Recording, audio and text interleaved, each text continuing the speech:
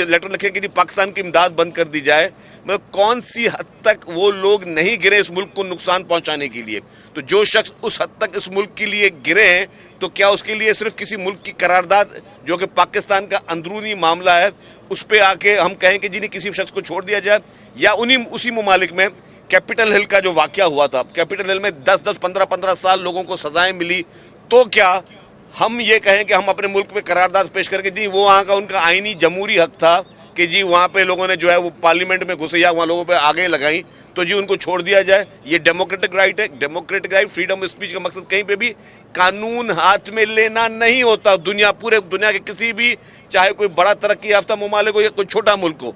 किसी भी मुल्क में, और ये नहीं कि कोई और किसी और ने कर दिया, आज भी पीटीआई के मुख्तलिफ सेकंड टियर रहनुमाओं के वो बयानात मौजूद है कि जी यहाँ पे घुसो, वहाँ पे घुसो, इधर चलो उधर चलो।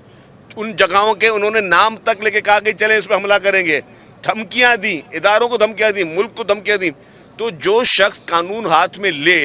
उसका जो आपका जो सवाल, मैं फिर उस पर आता हूँ, जो शख्स कानून को हाथ में ले, कानून लताड़ में ले, अगर दुनिया के किसी मुअज़्ज़ब मुल्क में वो बुरा समझा जाता है, तो हमारे मुल्क में क्योंकि किसी और मुल्क को अच्छा लगता है, या वहाँ पे कोई लॉबियस्ट आपके लिए काम कर रहे हैं, गैर मुल्की लॉबियस्ट या गैर हमारे दुश्मन ममालिक के कुछ लॉबियस्ट मुख्तलिफ ममालिक में बैठकर अगर वो पैट्रोनाइज कर रहे हैं हमारे मुल्क में इस तरह के इंतशार को, तो क्या उसमें हमारा कानून खामोश हो जाए। तो मैं इलेक्शन कमीशन की बात पे आ रहा था, जो आपने कोर्ट की बात की,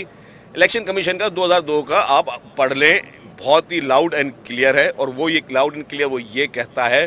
कि जी जो शख्स, जो पार्टी फॉरेन फंडिंग, ममनुआ फंडिंग ले, वो एलिजिबल नहीं है। तो ये तो ब्लैक एंड वाइट है। मैंने पहले कह चुका हूं कि इलेक्शन कमीशन का फैसला है, उसको देखा जाए। और अगर वो इतना ब्लैक एंड वाइट नहीं होता तो ये लोग कोर्टों में जाके स्टे नहीं ले रहे होते। इन लोगों ने 8 साल तक इन केसेस को स्टे लेने की कोशिश इसलिए की कि ये इन लोगों को पता था कि इनके जुर्म साबित हो चुके हैं, और उसमें कोई 1, 2 नहीं 10-10 अकाउंट इन लोगों ने छुपाए,